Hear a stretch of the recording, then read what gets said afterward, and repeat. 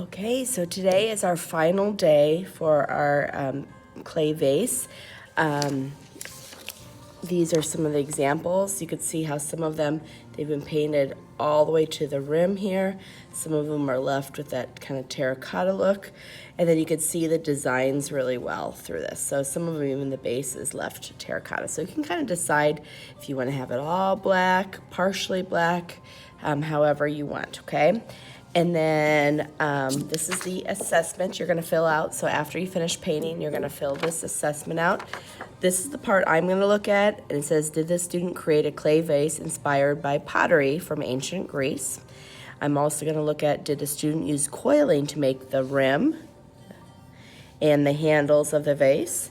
And then did the student add patterns inspired by the ancient Greeks? And that's from this sheet here, okay? So it's just inspired, it doesn't mean it has to be from that sheet. Your assessment is going to be this. So after you finish painting this, placing it on the counter with your teacher name, you're gonna fill out this assessment. So the first thing you're gonna do is write your name, your code, or your teacher's name, and then you're gonna look at the different things and rate yourself. And so excellent, successful, progressing, and needs work. So most of you are in this area here, okay? So the criteria is, did you follow all the steps? Composition, were you satisfied with the end result? And craftsmanship, did you use the supplies correctly? And last, effort, did you do your best? You could put a check, you could do a star, a smiley face, however you want, and then this will be turned in to the finished work pile, okay? So with our vase here, I have my black paint. I have a brush, and it's a smaller brush. I'm gonna show you two different methods to do this, and you can choose which one you like. So the first one is just traditional painting, where you'll just kind of paint, and I choose like to go pretty slowly around the edge, because I'm gonna leave my rim just the way it is. Paint in there. Then you can paint around, and you have to kind of move your brush a little bit, but you're gonna paint around all the designs. So the part that's raised, the high part, is the part that you are painting. Okay, I'm gonna go back in here. And you want enough paint on your brush to fill it up, but not enough paint that it's gonna seep in and basically fill in your design. So you have to be kind of careful with this. And then maybe I'm just gonna paint a line right there. And you can kind of see how it's all kind of stands out. So I'm gonna have it end up having like a line across here, a line across the top, and then I'm painting in all these little areas here. Just taking my time. You'll have plenty of time to do this. This won't take a whole class period. Okay. And I have a pretty small brush, but there's some that are even smaller than this. Definitely do not choose the big brush, because you'll have a hard time filling in the spaces. So this is option one, is to paint it, leaving the carved parts, the lighter or terracotta pot color, okay? The next method is just the opposite. We're gonna paint inside these.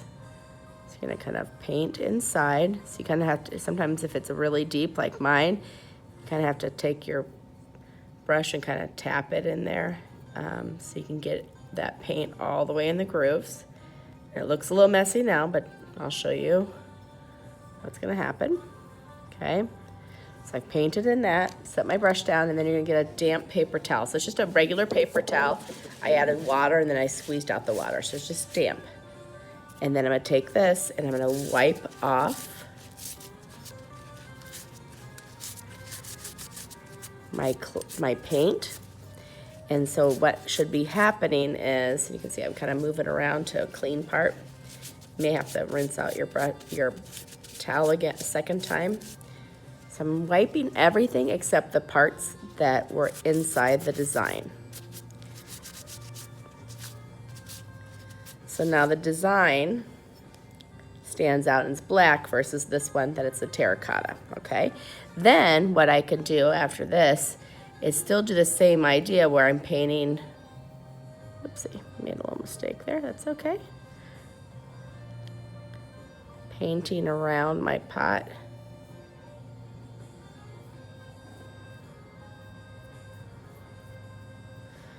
This, and then right up here. So similar idea where I'm painting, except I decided to do the designs a little differently. Okay, so that's what that looks like. That's my favorite is this one, but it's up to you how you want to do it. So in this one, I left the designs, that terracotta color, and I painted around them. It takes a little more time. Then I created my paint line. I went down to here. I could paint down here, here, and the lip if I want. And then this one, I did just the opposite. I painted inside the designs, wiped it off with my paper towel, and then added the other designs on the outside, okay? And then I can go back in and add my extra little details however I want. And I would do the same thing on both sides. I'm just showing you those options here. And you can see there's little dots on it from when I wiped off. That's a little bit messier. So if you, I'm gonna paint this bottom base here. If you make a mistake and you get paint where you don't want, because your hands are messy, I would just suggest washing off your hands every once in a while. This kind of stuff right up here, I'll have some sponges so we can take a little sponge and kind of wipe that off. And then we're gonna set this to dry.